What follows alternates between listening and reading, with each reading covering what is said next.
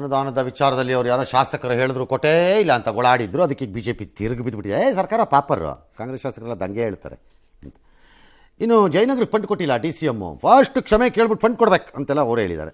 ಅದಕ್ಕೆ ಅವರು DK ಶಿವಕುಮಾರ್ ಎಂದಿನಂತೆ ಅವ್ರಿಗೀಗ ಯಾರು ಏನು ಹೇಳಿದ್ರು ಅವ್ರಿಗೇನು ಕಿವಿ ಕೇಳಲ್ಲ. ಅವ್ರು ಸಾಗಿದ್ದೇ ದಾರಿ, ನಡೆದದ್ದೇ ರಸ್ತೆ, ಅವ್ರಿಗಷ್ಟೇ. ಅವ್ರು ಯಾರು ಕಿವಿ ಕೇಳಿಸ್ಕೊಳ್ಳೋದು, ಒಂದು ಆಲೋಚನೆ ಕೂತ್ಕೊಳ್ಳೋದು, ಅದು ಹೀಗ ಅಂತ ಯೋಚನೆ ಮಾಡಿದವಲ್ಲ ಏನಿಲ್ಲ ಅವ್ರಿಗೆ. ಅವ್ರಿಗೆ ಮುಗಿದೋಗಿದೆ ಆ ಕಥೆ ಎಲ್ಲ. ಅವ್ರಿಗೆ ನಾನು ಹೇಳಿದ್ದನ್ನು ಕೇಳೋ ಅಷ್ಟೇ, ಆ ಲೆವೆಲಿಗೆ ಬಂದಿದ್ದಾರೆ ಅವ್ರೀಗ.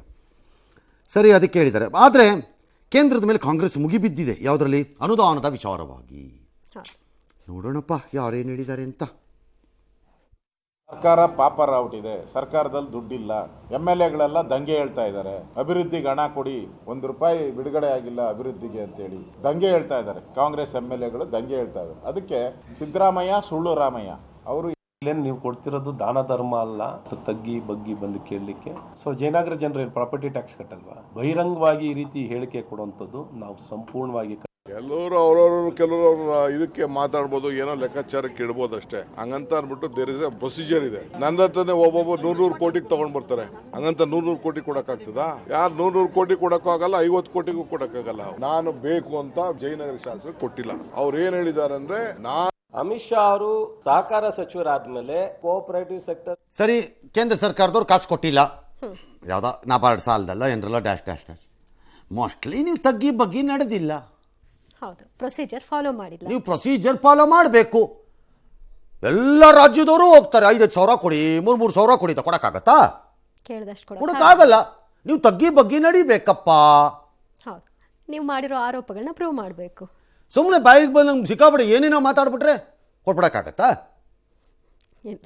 ಫಸ್ಟ್ ಕಾಂಗ್ರೆಸ್ ಅವರು ತಗ್ಗಿ ಬಗ್ಗಿ ನಡೆಯೋದು ಕಲ್ತ್ಕೊಳ್ಳಿ, ಆಮೇಲೆ ಅಮಿತ್ ಶಾ ಕೇಳೋಣ ಅಂತ ಜಯನಗರದವ್ರು ಯಾರೊಬ್ರು ಬೇಕಾದ್ರೆ ಹೇಳಬಹುದು. ಯಾಕಂದ್ರೆ ಅವ್ರಿಗೆ ಹೇಳಿದಾರಲ್ಲ. ಸರ್, ಇದು DCM ಅವರು ಕೇಳಿಸ್ಬಿಟ್ಟು ಏನೋ ರಿಪೇರಿ ಆಗಲ್ಲ ಅಂತ ತಲೆ ಕೆಡಿಸ್ಕೋಬೇಡಿ. ಆಗಲ್ಲ, ಆ ಎಕ್ಸ್ಪೆಕ್ಟೇಷನ್ ಅಲ್ಲಿ ಇರಬೇಡಿ, ನಿರಾಸೆ ಆಗ್ಬಿಡುತ್ತೆ.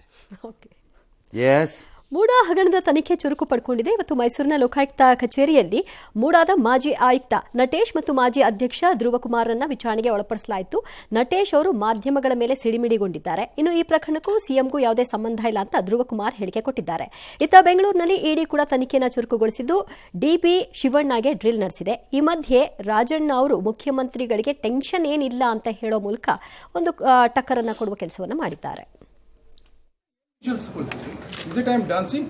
ನಾವೊಂದು ರೂಲ್ ಹೇಳ್ತೇನೆ, ಇನ್ನೊಬ್ರು ಇನ್ನೊಂದು ರೂಲ್ ಹೇಳ್ತಾರೆ. ಯಾವ ರೂಲಲ್ಲಿ ಇದು ಅವಕಾಶ ಇದೆ ಇಲ್ಲವಾ, ಯಾವ ಏನು ಪ್ರಾವಿಷನ್ ಇದೆ, still comes out, truth will come out. Shrimati ಪಾರ್ವತಿಯವರು ಅಂತ ಹೇಳಿ ಗೊತ್ತಾದ ನಂತರ ನನ್ನ ಅವಧಿಯೊಳಗೆ ಈ ಒಂದು ವಿಷಯ ಚರ್ಚೆಗೆ ಬಂತು. ಬದಲಿ ಜಾಗವನ್ನು ಕೊಡಬೇಕು ಅಂತ ಹೇಳಿ ಒಮ್ಮತದಲ್ಲಿ ತೀರ್ಮಾನವನ್ನ ತೆಗೆದುಕೊಂಡ ಸಂದರ್ಭದಲ್ಲಿ ನಾನು ಮುಖ್ಯಮಂತ್ರಿಯವರನ್ನ ಹೋಗಿ ಭೇಟಿ ಮಾಡಿದೆ. ಅವರು ಇದಕ್ಕೆ ತಿರಸ್ಕಾರ ಮಾಡಿದ್ರು. ನನಗೆ ಯಾವುದೋ ನಾನು ಮುಖ್ಯಮಂತ್ರಿ ಆಗಿದ್ದಾಗ ನನಗೆ ಇದನ್ನು ಬೇಡ ಅನ್ನೋ ಒಂದು ವಿಷಯ ತಂದ್ರು. ಸಿದ್ದರಾಮಯ್ಯನವ್ರಿಗೆ ಜನ ಕರೀತಾರೆ ಅಂದ್ರೆ ಟಗರು ಅಂತೇಳಿ. ಟಗರು ಎಷ್ಟಿರ್ತವೆ? 10 ಹೆಣ್ಕುರಿಗಳಿದ್ರೆ ಒಂದೇ ಟಗರು ಇರೋದು. ಏನು ಆಫೀಸರು ಮೋಸ್ಟ್ಲಿ ಓವರ್ ಮೀಡಿಯಾ ಅಟೆನ್ಷನ್ಗೆ ಸ್ಟ್ರೆಸ್ಸಲ್ಲಿ ಎಕ್ಸೈಟ್ ಆಗಿರಬೇಕಷ್ಟೇ.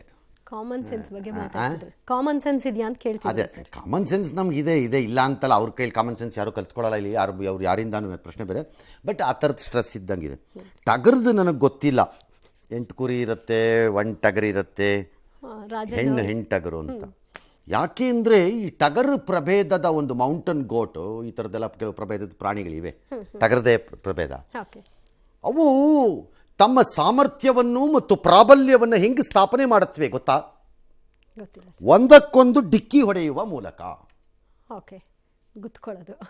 ಗುಡ್ ಡಿಕ್ಕಿ ಬಾಡ್ದು ಕೊನೆಗೆ ಡಿಕ್ಕಿ ಹೊಡೆದ್ಮೇಲೆ ಸುಸ್ತಾಗಿ ಒಂದು ವಾಪಸ್ ಹೋಗ್ಬೇಕು. ಇನ್ನೊಂದು ಗೆದ್ದಿದ್ದು ಅಲ್ಲಿರೋ ಎಲ್ಲ ಪ್ರಾಣಿಗಳನ್ನು ಸೇರಿಸ್ಕೊಂಡು ರಾಜಂಟಪ್ಪ ಹೋಗ್ಬೇಕು. ಈಗ ನಿಮ್ಮ ಟಗರು ಇನ್ನೊಂದು ಟಗರು ಯಾವುದೋ ಗುದುತ್ತಾ ಇವೆ, ಅವ್ಯಾವ ಹಿಂದಕ್ಕೆ ಹೋಗತ್ತೆ ನೋಡೋಣ ಸುಮ್ಮನೆ. ಎಸ್, ವಕ್ಫಲ್ಲಿ ವಿಚಾರದಲ್ಲಿ ಬೃಹತ್ ರ್ಯಾಲಿನ BJP ಮಾಡಿದೆ.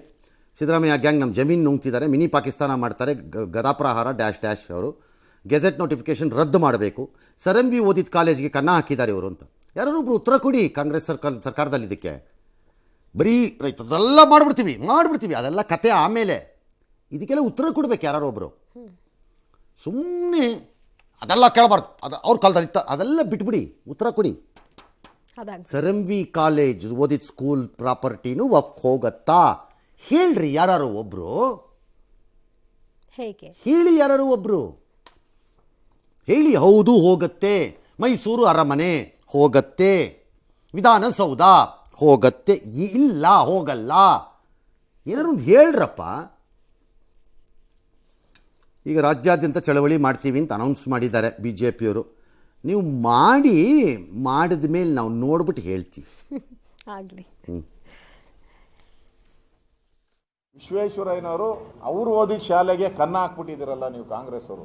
ಕಾಂಗ್ರೆಸ್ ಅಂತ ತೆಗೆದಾಕೊಂಬಿಡಿ, ಕನ್ನ ಹಾಕೋ ಕಾಂಗ್ರೆಸ್ ಪಾರ್ಟಿ. ಈ ಪಾಣಿನ ಬದಲಾವಣೆ ಮಾಡಕ್ಕೆ ಯಾರು ಅನುಮತಿ ಕೊಟ್ಟರು? ಶಾಲೆ ಒಳಗಡೆ ಗೋರಿ ಹಾಕಕ್ಕೆ ಯಾವನ ಅನುಮತಿ ಕೊಟ್ಟವನು ಯಾರು? 1974ರ ಈ ಗೆಜೆಟ್ ಅನ್ನು ಹಿಂದೆ ಪಡಿಬೇಕು ಅನ್ನುವಂಥದ್ದು ನಮ್ಮ ಒತ್ತಾಯವಾಗಿದೆ. ಈ ದಿಕ್ಕಿನಲ್ಲಿ ನಮ್ಮ ಭೂಮಿ ನಮ್ಮ ಹಕ್ಕು ಶೀರ್ಷಿಕೆ ಅಡಿಯಲ್ಲಿ ಜನಾಂದೋಲನ, ಜನಜಾಗೃತಿ ಆಂದೋಲನವನ್ನು ಮಾಡೋದಕ್ಕೆ ಈಗಾಗಲೇ ನಿಶ್ಚಯನ ಮಾಡಿ, ನಮ್ಮ ತೆರಿಗೆ ನಮ್ಮ ಹಕ್ಕು, ನಮ್ಮ ಭೂಮಿ ನಮ್ಮ ಹಕ್ಕು. ಸಖತ್ತಾಗಿದೆಯಪ್ಪ ಇವ್ರದ್ದು ಐಡಿಯಾಗಳು. ಚೆನ್ನಾಗಿದೆ. ಮಾಡ್ರಿ. ಬೇಡ ಮಾಡಿಲ್ಲ, ಬೇಡ ಅಂದಿಲ್ಲ. 2 ದಿನಕ್ಕೆ ಸೀಮಿತ ಆದರೆ ಕಷ್ಟನೇ ಅಲ್ಲ. ನೋಡೋಣ, ವಿ ವಿಲ್ ಸಿ. ಇನ್ನು ಎಣ್ಣೆ ಪ್ರಿಯರಿಗೆ ಗುಡ್ ನ್ಯೂಸ್. ನಾಳೆ ಮದ್ಯದಂಗಡಿ ಬಂದ್ ಆಗಲ್ಲ. ಮದ್ಯ ಮಾರಾಟಗಾರರ ಬೇಡಿಕೆಗಳಿಗೆ ಸಿಎಂ ಸ್ಪಂದಿಸಿರುವ ಹಿನ್ನೆಲೆಯಲ್ಲಿ ನಾಳೆಯ ಉದ್ದೇಶಿತ ಮುಷ್ಕರವನ್ನು ಹಿಂಪಡೆಯಲಾಗಿದೆ. ಇಂದು ಮದ್ಯ ಮಾರಾಟಗಾರರ ಸಂಘದ ಜೊತೆ ಸಿಎಂ ಸಭೆ ನಡೆಸಿದ್ರು. ಈ ವೇಳೆ ಮದ್ಯ ಮಾರಾಟಗಾರರ ಒಕ್ಕೂಟ ಕೂಡ ನಾವು ರಾಜ್ಯಪಾಲರಿಗೆ ದೂರು ಕೊಟ್ಟಿಲ್ಲ, ಅದಕ್ಕೂ ನಮಗೂ ಸಂಬಂಧ ಇಲ್ಲ ಅಂತ ಸಿಎಂ ಬಳಿ ಸ್ಪಷ್ಟನೆ ಕೊಟ್ಟಿದೆ. ಮುಖ್ಯಮಂತ್ರಿಯವರು ಸೌಹಾರ್ದಯುತವಾಗಿ ಸಮಸ್ಯೆಗಳನ್ನೆಲ್ಲ ಕೇಳಿದ್ದಾರೆ, ಬೇಡಿಕೆಗಳನ್ನ ಬಗೆಹರಿಸುವುದಾಗಿ ಹೇಳಿದ್ದಾರೆ. ನಾಳೆ ನಾವು ರಾಜ್ಯಾದ್ಯಂತ ಹಮ್ಮಿಕೊಂಡಿರುವ ಬಂದನ್ನ, ಮದ್ಯ ಮಾರಾಟ ಬಂದನ್ನ ರದ್ದುಗೊಳಿಸಿರುತ್ತೇವೆ. ಒಕ್ಕೂಟ ಕೊಟ್ಟಿಲ್ಲ, ಬೇರೆ ಯಾರೋ ಕೊಟ್ಟಿರೋದು. ಒಕ್ಕೂಟ ಕೊಟ್ಟೇ ಇಲ್ಲ, ಕರೆಕ್ಟು. ಬೇರೆಯವರು ಕೊಟ್ಟಿರೋದು. ನಂಬರ್ 2 ಗುಡ್ ನ್ಯೂಸ್ ಏನು? ಆ ಬಾರ್ ಬಂದ್ ಮಾಡ್ತಾರೆ ಸರ್. ಎಲ್ಲ ಅವನಿಗೂ ಗೊತ್ತಿರುತ್ತೆ, ಅವ್ರಲ್ಲ ಮೊದಲೇ ಕಲೆಕ್ಟ್ ಮಾಡಿ ಇಟ್ಟಿರ್ತಾರ್ರಿ, ಸ್ಟಾಕ್ ಇಟ್ಕೋತಾರೆ. ಅದಲ್ಲೇನು ಗುಡಿ, ಅವ್ರಿಗೆಲ್ಲ ಗೊತ್ತಿದೆ. ಅವ್ರಿಗೆ 20ನೇ ತಾರೀಕು ಇರಲ್ಲ ಅಂತೆಲ್ಲ ಎತ್ತಿಟ್ಟಿರ್ತಾರೆ. ಇದ್ರಲ್ಲೂ ಹುಷಾರಾಗ್ಬಿಡ್ತಾರೆ. ಆ ಡೇ ತಗೊಳ್ಳೋರ್ಗೆ ಒಂಚೂರು ಕಷ್ಟ ಆಗ್ತಿತ್ತೇನೋ ಅಷ್ಟೇ ಮೋಸ್ಟ್ಲಿ. ಇನ್ಯಾರಿಗೂ ಏನು ದೊಡ್ಡ ತೊಂದರೆ ಏನಾಗಲ್ಲ. ಈಗ ಅದು ತಪ್ತು ಅದು ಅಷ್ಟೇ. All right.